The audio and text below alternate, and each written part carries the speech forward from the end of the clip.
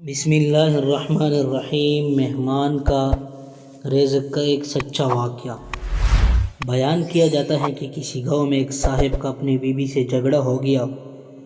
ابھی جھگڑا ختم نہیں ہوا تھا کہ اسی اثنا میں ان کے گھر مہمان آ گیا۔ خاوند نے اسے اپنی بیٹھک میں بیٹھا دیا اور بیوی سے کہا کہ فلاں رشتہ دار مہمان آیا ہے، اس کے لیے کھانا بنا لو۔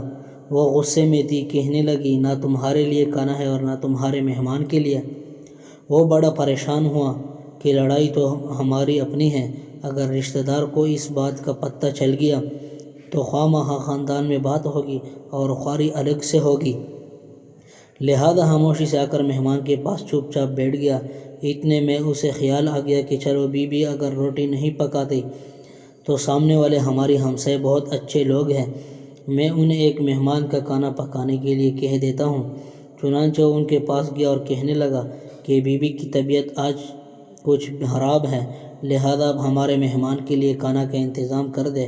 انہوں نے کہا ٹھیک ہے۔ وہ مطمئن ہو کر مہمان کے پاس آ کر بیٹھ گیا اور مہمان کو کم سے کم کھانا تو مل جائے گا جس سے میری عزت بچ جائے گی۔ تھوڑی دیر بعد مہمان نے کہا کہ ذرا ٹھنڈا پانی تو پلا دیجیے۔ وہ اٹھا کے گھڑے کا پانی لاتا ہوں۔ اگر اندر گیا تو دیکھا بیوی زار و قطار رو رہی ہے۔ وہ بڑا حیران ہوا اور کہنے لگا کیا بات ہے؟ اس نے پہلے سے بھی زیادہ رونا شروع کر دیا۔ کہنے لگی بس مجھے معاف کر دیں۔ اس کے خاوند نے کہا بتاؤ تو صحیح، آخر تمہارے رونے کی وجہ کیا ہے؟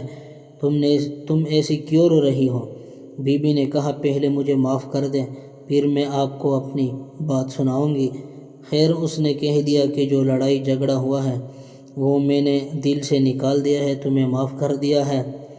پھر وہ کہنے لگی کہ جب آپ نے آ کر مہمان کے بارے میں بتایا تو میں نے کہہ دیا کہ نہ تمہارے لیے کچھ پکے گا اور نہ تمہارے مہمان کے لیے کچھ پکے گا، تو آپ چلے گئے، مگر میں نے دل میں سوچا یہ لڑائی میری اور آپ کی ہے، یہ مہمان رشتہ دار ہے، ہمیں اس کے سامنے اپنے جھگڑے کی پول نہیں کھولنا چاہیے۔ چنانچہ میں اٹھی کہ کھانا بناتی ہوں۔ جب میں باورچی خانے میں گئی تو میں نے دیکھا کہ جس بوری میں ہمارا آٹا پڑا ہوا تھا، ایک سفید لباس شخص اس بوری میں سے آٹا نکال رہا ہے۔ میں منظر دیکھ کر سہم سی گئی۔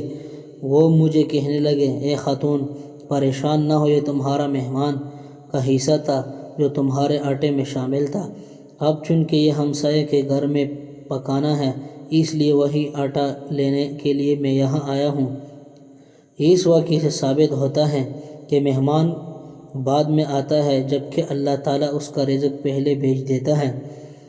یہ واقعہ کتاب خطبات فقیر سے ماخوذ کیا گیا ہے۔ میرے بھائی اور دوستو، یہ واقعہ میں نے آپ لوگوں کے ساتھ شیئر کیا۔ آپ لوگوں سے درخواست ہے کہ زیادہ سے زیادہ شیئر کریں۔